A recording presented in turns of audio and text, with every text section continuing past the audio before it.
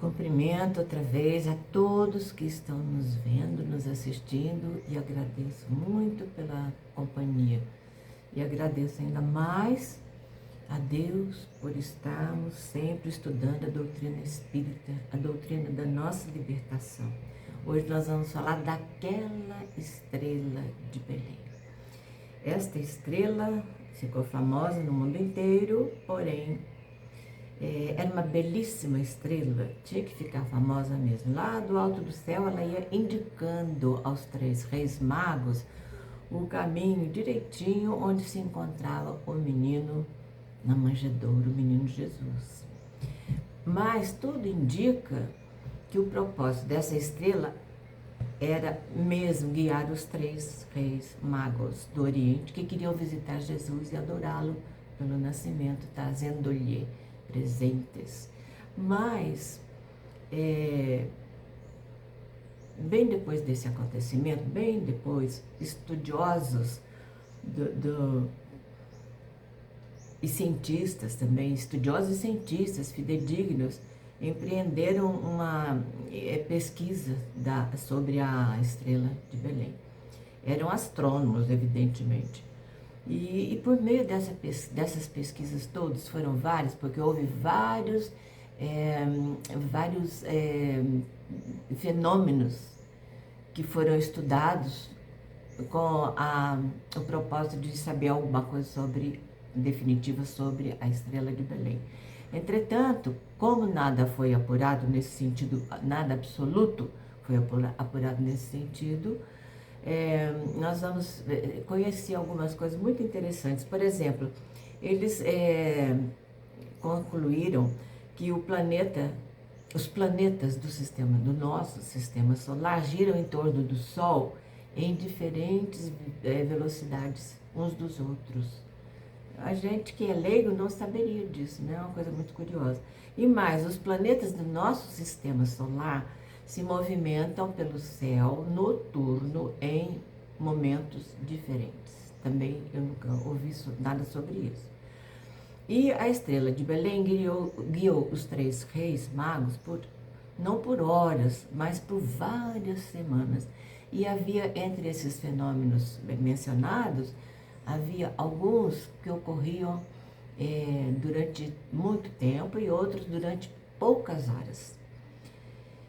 E nós também aprendemos uma coisa muito importante, mas mal apurada, para conhecermos a verdade sobre a estrela de Belém, ou melhor, sobre as estrelas investigadas, nós teríamos que consultar as pesquisas.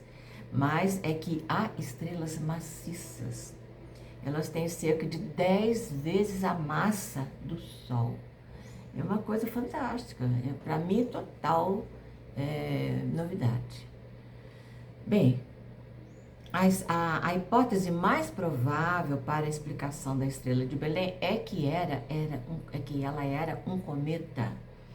Ficou cientificamente comprovado que nenhum grande cometa, como Halley, teve passagem nas proximidades daquela época, ali perto daquele local em que havia no céu a estrela de Belém. Então isso nos serve também como hipótese para explicar a estrela de Belém. Em várias culturas diferentes, os cometas foram vistos como mensageiros de Deus, normalmente anunciando catástrofes, guerras e fim de algum reinado. Então Deus não enviaria um cometa, que é sinal de presságio negativo, para anunciar uma coisa tão maravilhosa como a chegada do seu filho à Terra, ao planeta Terra. E na Bíblia, a chegada de Jesus, a chegada do Messias, foi relatada da seguinte forma. Primeiro foi profetizada, né? Como a chegada do Rei dos Judeus. Isso é uma coisa definitiva e muito séria que iria mudar uma série de circunstâncias já analisadas com relação ao rei Herodes e o novo rei do planeta Terra. Na verdade, era tido como rei dos judeus, mas seria nosso rei. Porque o rei dos judeus naquela época era Herodes. E Herodes era uma pessoa muito truculenta, um ser muito truculento. E acontece que a estrela de Belém, em vez de levar os 3 reis magos primeiro a Jesus, levou-os primeiramente a Herodes. E Herodes perguntou para eles, falou, não, eu também não sei onde está o futuro rei dos judeus, o menino, eu não sei onde ele nasceu. Mas vocês vão lá, procuram ele aí em algum lugar que vocês possam ser inspirados a achar e me avisam que eu também quero adorá-lo. Mas isso não era verdade. Ele queria ir, mas seus propósitos eram outros. Acontece que Herodes, com medo de perder o seu papel de rei, ele resolveu ordenar a seus súditos que matassem todas as criancinhas encontradas, mas que tivessem abaixo de 2 anos, até 2 anos. E isso foi um sofrimento muito grande, não só para as famílias, mas para também os seres do alto, que nada queriam que acontecesse nesse sentido. Então, de fato, nunca nós chegamos a uma explicação astronômica definitiva sobre a estrela de Belém. Mas não importa, não importa. O que importa é que a estrela de Belém, para nós, é como se fosse uma mensagem de amor e de esperança para toda a população do planeta Terra. E que a luz das estrelas e dos cometas, a luz continue iluminando a humanidade na busca do amor e dos ensinamentos daquele que foi, que é e que será sempre o mais legítimo representante de Deus aqui na Terra. E seja como for, as forças divinas ensinaram aos 3 reis magos o caminho no qual encontrariam Jesus. E essas mesmas forças divinas indicam a todo ser humano, voltado para o bem, como achar aquele que é para nós o caminho da verdade e da vida.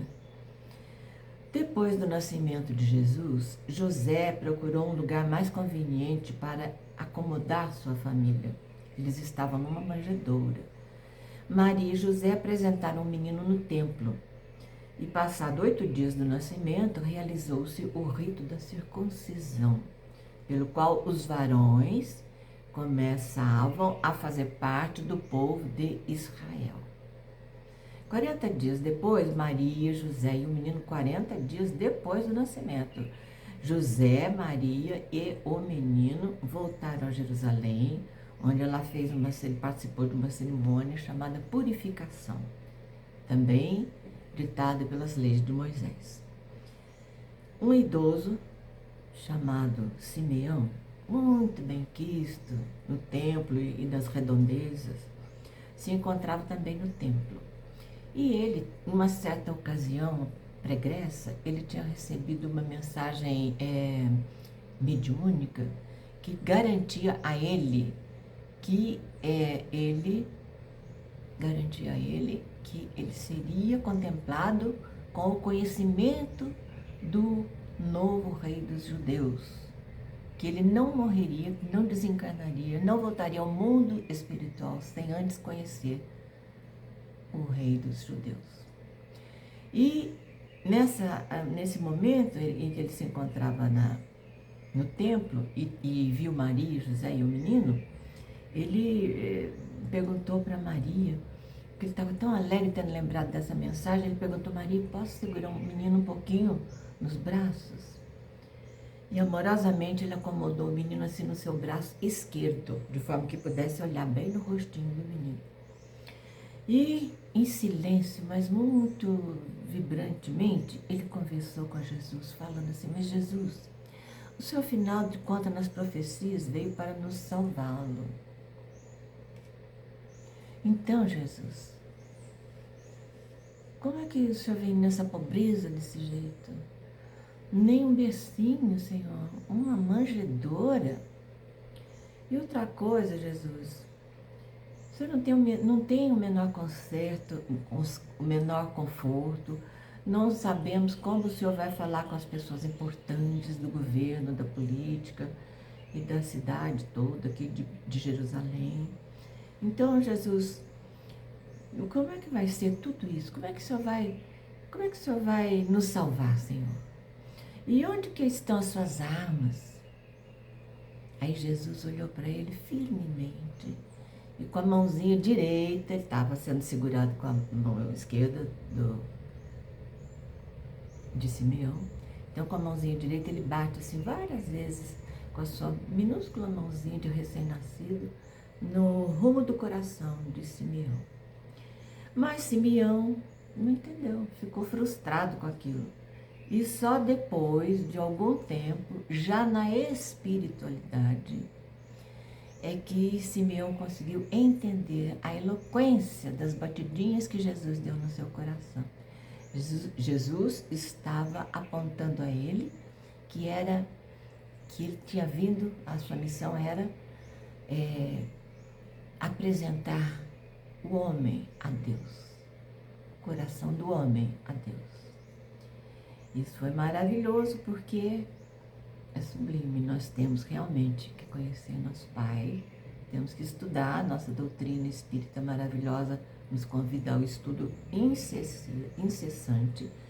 E vamos ver que muitos séculos depois desse evento no templo, vai acontecer uma coisa maravilhosa.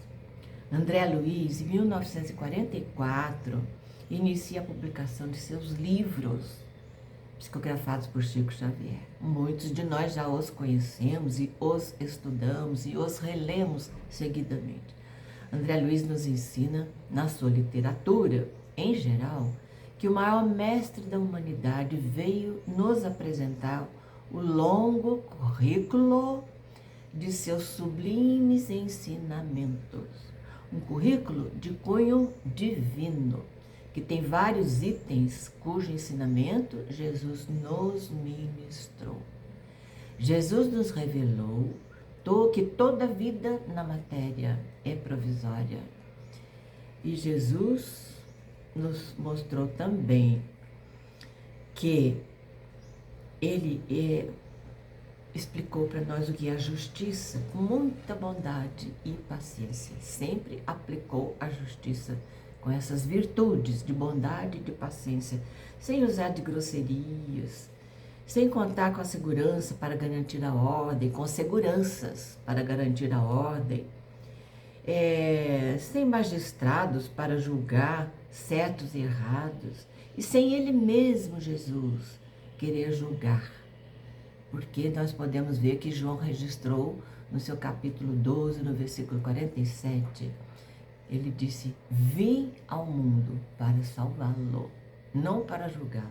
Meus irmãos, então se Jesus, que é Jesus, não veio nos julgar, nós também não podemos e não devemos jamais julgar alguém, ninguém. Por mais que os fatos, as evidências estejam contra determinada pessoa, não julguemos, não julguemos. Vamos seguir o divino exemplo de Jesus. Jesus despertou em nossos rudes corações também uma fé total em nosso Pai. Como? Revelando-nos que Deus é soberanamente bom e justo. Deus é muito diferente daquela ideia que Moisés teve que lançar mão, da qual Moisés teve que lançar a mão para poder fazer seu povo, que era rebelde, indisciplinado, obedecer suas ordens, porque ele tinha que levar o seu povo do Egito à terra prometida. Então, ele pintou Deus como sendo um ser agressivo, irado, vingativo, que castigava seu povo por seus eventuais erros. Mas Jesus nos apresentou o nosso Deus verdadeiro, o nosso Pai de amor, justo, bondoso. É um Pai de amor. Ele nos acompanha em toda a nossa viagem evolutiva, nas várias circunstâncias. Jesus plantou em nosso coração a fé viva, a fé inabalável. E nós devemos cultivar com respeito e gratidão. Nós devemos cultivar a nossa confiança nos desígnios de Deus, confiança nos planos dele, por mais obscuros que possam parecer. Os planos de Deus sempre, sempre, sempre se reverterão em amor e em bondade. Mais cedo ou mais tarde, nós vamos reconhecer uma determinada circunstância na qual nós arrependemos de ter tomado uma solução. Então nós vamos falar, ai meu Deus, que bom que eu fiz aquilo assim, porque se não tivesse feito, hoje eu não estaria com a felicidade que Deus está me concedendo momentaneamente, quer dizer, agora. Então, nós vamos ver que o maior mestre do planeta Terra proferiu para nossos corações o inesquecível Sermão da Montanha. Maravilhoso. Quando pudermos, vamos estudar o Sermão da Montanha com profundidade. Amar a Deus foi uma fórmula maravilhosa que Ele nos deixou, a fórmula da paz. Amar a Deus sobre todas as coisas. E ao próximo como a nós mesmos nos amamos. Quer dizer, tudo que eu não quero que me façam, nós não devemos fazer a alguém.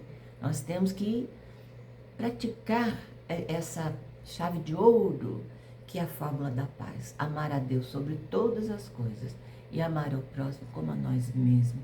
Respeito, tolerância, entendimento das limitações do próximo. Muitas vezes perdemos a paciência com alguma pessoa a quem nós estamos passando uma informação ou uma instrução, porque a pessoa não nos capta, não consegue absorver o ensinamento.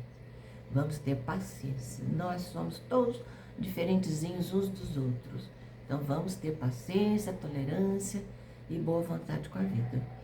E o dia em que nós, aqui na Terra, soubermos amar o próximo como a nós mesmos, o planeta será de alegria e de bênçãos, de amor. Vai ser maravilhoso. E Jesus veio para os doentes, não para os sãos. Doentes do corpo e da alma. Ele curou leprosos, cegos, coxos, mudos, paralíticos, do corpo e do espírito. Antes, ele já nos havia ensinado a solidariedade. E ele agora se detém muito na fraternidade. Quer queiramos ou não, quer acreditemos ou não, nós somos todos filhos de Deus. Consequentemente, somos irmãos. Vamos nos amar uns aos outros. Nosso mestre querido foi, e será o sábio dos sábios, um espírito evoluidíssimo do universo. Jamais ele escreveu coisa alguma e deixou ao planeta Terra o maior dos livros, o Evangelho. Jesus nos ensinou a optar por caminhos iluminados e inequívocos. O caminho da porta estreita. Tudo que é fácil demais não é bom. Nós temos que ter alguma coisa em cuja dificuldade de desvendar nós vamos ter lucros, entre aspas, não é a palavra adequada, mas vamos ter, vamos dizer, vantagem. Também não é a palavra adequada, vamos ter aprendizado. Esta é a palavra melhor. Nós vamos ter aprendizado, situações que não serão fáceis para nós, mas que serão necessárias para nós evoluirmos intelectualmente e espiritualmente. Então, tudo que nós pensarmos, também, Jesus alertou o seguinte, a cada um segundo suas obras. Por quê? Tudo que nós pensarmos, tudo que nós falarmos, tudo que nós fizermos, tudo que nós desejarmos, vai ter uma consequência. Vai ter uma consequência. Se eu formulo um bom desejo para alguém que esteja doente, a minha consequência será de alegria, será de gratidão a Deus.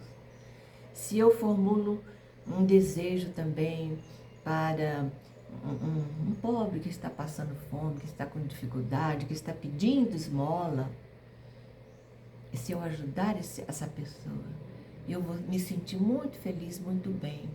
Há quem diga, mas a gente não sabe, isso pode ser um disfarce. Mas aí não é problema nosso. Nosso problema é deixar o nosso coração fluir com amor e respeito e bom senso. E se nós fizermos o bem, vamos ter consequências maravilhosas, felizes, consequências abençoadas. Mas, se nós desejarmos que alguém tropece aqui e quebre os dentes, nós vamos ter consequências dolorosas. Estamos acarretando um débito para nós, nós vamos ter um sofrimento. É da lei de Deus, isto é uma lei que dá consequência de tudo que nós fizermos, a cada um segundo suas obras. Então, se desejarmos o mal para alguém, nós estamos acarretando para nós um sofrimento. Vamos ter. Deus não nos castiga. Ele fez esse automatismo divino da consequência de a cada um segundo suas obras, de uma forma tão maravilhosa, tão digna, tão divina, que nós mesmos vamos colher a consequência dos nossos atos. Portanto, vamos trabalhar no bem, vamos desejar o bem para todos, vamos eleger o bem como nossa filosofia de vida, e assim seremos sempre felizes. Na Terra nós teremos problemas que são naturais da vida aqui neste planeta maravilhoso, mas ele é de provas e de expiação. Então, vamos tolerar essas dificuldades. As provas, nós podemos até escolhê-las quando estivermos nos preparando para reencarnar. É a questão 258 de O Livro dos Espíritos e seguintes. Mas as expiações serão consequência do mal que infligimos a alguém e que depois, por também um mecanismo divino na nossa consciência, vamos desejar passar por aquela mesma experiência. Um bom exemplo está ensinado no capítulo 5 do Evangelho segundo o Espiritismo, no item 7, mais para o meio do item 7, que não é longo, mas é uma coisa maravilhosa. Nós vemos a perfeição e a beleza e a justiça da lei de Deus para conosco. Mas hoje em dia, em que ninguém mais discute sobre a estrela de Belém, hoje em dia nós estamos procurando festas de Natal. Acontece que o comércio mudou a sublime importância do Natal, transmutando a sua divina comemoração para interesses materiais, financeiros, interesses comerciais. Então aparecem anseios caríssimos em que há muitos excessos. Nós praticamos alguns equívocos nossos. E nós, também para o Natal, nós cometemos alguns erros com o excesso de vaidade, tanto a vaidade intelectual quanto a vaidade física, os trajes, os calçados, as joias. Nós ficamos vaidosos para comemorar a festa de Jesus. Não é isso que Ele quer, né? Continuemos nós seguindo aquela estrela maravilhosa que cintila em nossas mentes até hoje, aquela que nos convida para ver Jesus, não no ato do nascimento dele, mas a vida inteira. Vamos festejar todo o Natal, o aniversário de Jesus, mas vamos ver que cabe a nós, que somos discípulos do Mestre, propagar e manter o sagrado embevecimento, o sagrado encantamento do Natal em cada coração. Em cada coração, homenageando Jesus com uma festa muito pessoal, única, uma festa especial só para Ele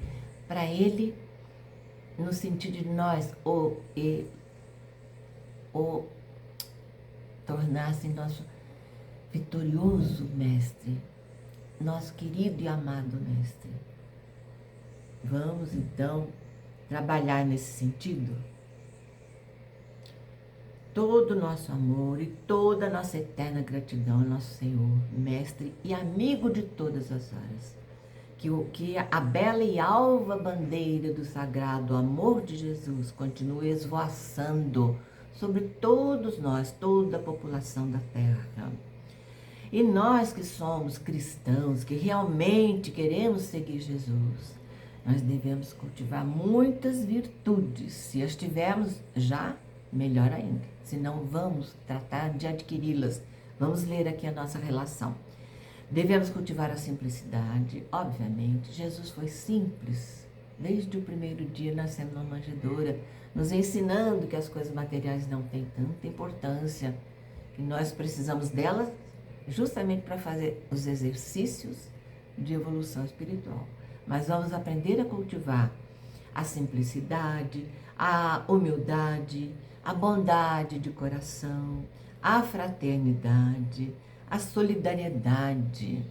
Nós brasileiros, nós somos campeões de solidariedade. Um dia eu estava subindo uma ladeira lá em São Paulo e quando eu vou ao mercado, eu dou um nozinho em todas as sacolinhas de mercado, que já tem o produto dentro, e eu coloco metade do peso para trás, metade para frente. No outro ombro também, metade para trás, metade para frente. E estava subindo aquela ladeira, e em São Paulo as pessoas são muito reservadas, não falam com ninguém. Mas vinha descendo uma senhora com um filho de uns 15, 16 anos, e ele veio imediatamente na minha direção. Senhora, eu vou levar para a senhora. Eu falei, não, meu bem, olha aqui como ela é vem, levantei os seus pacotes. Bom, tudo isso para explicar uma coisa. Eu conheci uma senhora, que não tenho relação de convivência com ela, mas ela me falou uma coisa que me deixou muito feliz com o Brasil e pouco feliz com a Suíça. Diz que na Suíça ela viveu lá 2 meses em companhia de uma filha que estudava lá nessa época do evento que ela me relatou. Então, ela tinha ido ao mercado, como aqui no Brasil a gente vai e carrega sacolinhas, e tinha que atravessar alguma coisa, rua, uma coisa difícil assim, e ela segurando aquele peso, né, cada pacotão na sua mão, e ninguém que atravessava a rua, jovens, pessoas fortes, pessoas saudáveis, pessoas atléticas, ninguém tomava a iniciativa de ajudar essa senhora. E assim também, ninguém daria lugar no ônibus, no metrô, em condução pública, porque não tem o hábito da solidariedade. A solidariedade é tão linda. Sejamos sempre solidários, meus irmãos. E vamos ver mais do que nós queremos cultivar como virtudes para a gente poder fazer uma festa bonita para Jesus. Então, a maledicência na nossa vida, zero. Nada de maledicência. Se Jesus não julga, quem somos nós para falar mal dos outros e julgar as pessoas? Não vamos julgar ninguém, nunca. Vamos cortar esse hábito. Mas, caridade da delicadeza, com tudo e com todos. Essa é uma sugestão maravilhosa de André Luiz, no livro Libertação. Não sei onde ele fala, mas ele fala, se o homem soubesse o valor do tempo. Não desperdicemos tempo, meus irmãos. E também vamos cultivar a caridade da delicadeza. E a solicitude, a mansuetude. O que é mansuetude? É doçura, é educação, é cortesia. Isso é mansuetude. É não perdermos o equilíbrio. E ontem eu perdi. E fiquei muito triste comigo. Paciência com a vida. Tem que ter humildade de me sentir a formiguinha que eu me sinto. Muito ainda incipiente, paciência com a vida, e vamos lutar e aproveitar a próxima oportunidade. Nada de perder a doçura, a delicadeza, a educação. A caridade da delicadeza é muito importante. A capacidade de pedir perdão, meus irmãos. Capacidade de pedir perdão. Como é difícil perdoar, mas nós temos que insistir conosco. Nós temos que aprender com Jesus. Nós temos que fazer os exercícios e fazer preces pedindo ajuda dos amigos espirituais, para nos ajudarem mesmo a nós aprendermos a sentir aquela delícia de sentimento, aquela maravilha de sentimento nobre que é o perdão. Nós temos que aprender a pedir perdão também. Esse é menos difícil, mas não é fácil ainda. Mas nós vamos conseguir pedir perdão. E se nós envidarmos nosso melhor esforço no sentido de trabalharmos para o nosso lado de dentro,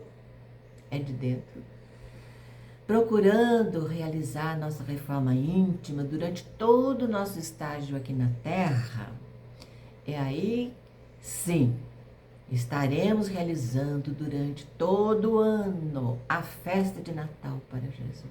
É esta a festa de Natal que ele gostaria, não essa de comilança, de presentes fúteis, de trajes maravilhosos, nada disso, não é isso. Nosso presente de Natal, nossa festa tem que ser no coração. A festa é uma mudança de vida, bem consciente, mudança de vida para melhor, para mais humildade, mais paciência com a vida, mais tolerância, mais aconchego nos pensamentos, mais bem-querer. E vamos voltar a nossa reforma íntima todinha para a evolução espiritual, sem nada nos enganarmos com as seduções das coisas do mundo. Esta seria, sim, a verdadeira comemoração de Natal, a longa festa de Natal em que nós desejamos homenagear Jesus, nosso Senhor e nosso incansável amigo de todas as horas. Este é um trabalho totalmente pessoal e intransferível e depende só de nós. Este sonho sublime de cada um de nós, não obsta que nós participemos das alegrias características dessa época do ano, mas que nós façamos tudo com moderação, com bom senso, com elegância, lembrando que o comportamento familiar terá sempre muita influência no comportamento de nossos filhos. Todos os valores que nós cultivarmos refletirão nos valores que nossos filhos elegerão. E a fim de homenagear Jesus, a nossa primazia, ou seja, a nossa prioridade é a constante prática do bem, sem interrupção. Eu estou indisposto, estou cansado. Não, tem jeito de ajudar. Se tem alguém doente, você está sabendo, dá uma ligadinha no telefone, você não precisa sair na rua. E se tem alguém esperando alguma coisa de você, não deixe de cumprir, cumpra essa coisa, porque pode ser importante para ele. Quem sabe aos poucos, mas com o desejo de o fazer constantemente, nós consigamos eleger essa postura de fazer o bem como nossa filosofia de vida mesmo, para seguir Jesus sempre. E que nossas manifestações referentes a festas de Natal, festas humanitárias, sejam manifestações discretas e sensatas, sem exageros ilusórios, que desaparecerão depois do Natal. Vai ser triste isso. Que nossas comemorações de Natal sejam ponderadas, priorizando a prática do bem para que essas comemorações realmente façam o bem aos nossos irmãos desprovidos. Deus sabe porque estão desprovidos. Mas o fato de Deus saber não quer dizer que nós não podemos ajudá-los. Nós não podemos mudar-lhes a vida. André Luiz fala isso também. Nós devemos ajudar alguém não com o propósito de lhe mudar a vida. Não, isso não, porque ele trouxe um plano da espiritualidade para vivenciar aqui na Terra. Então sejamos moderados, sejamos sensatos, equilibrando sempre, sincero, o nosso amor ao próximo e que seja para todos sempre, não só no dia de Natal.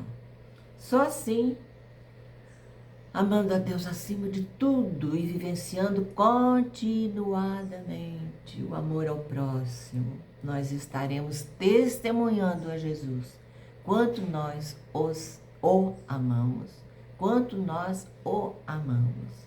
Que seja assim, meus irmãos.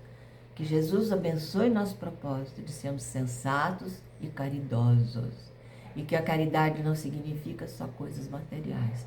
Que nós possamos lembrar de que às vezes é o nosso silêncio um gesto de caridade. E muitas vezes a nossa fala amiga, nossa fala lúcida, elucidativa. Então vamos amar Jesus praticando o bem, amando o nosso próximo, que também é o melhor meio de amarmos a Deus. Que haja paz e amor em todos os corações. Graças a Deus por tudo.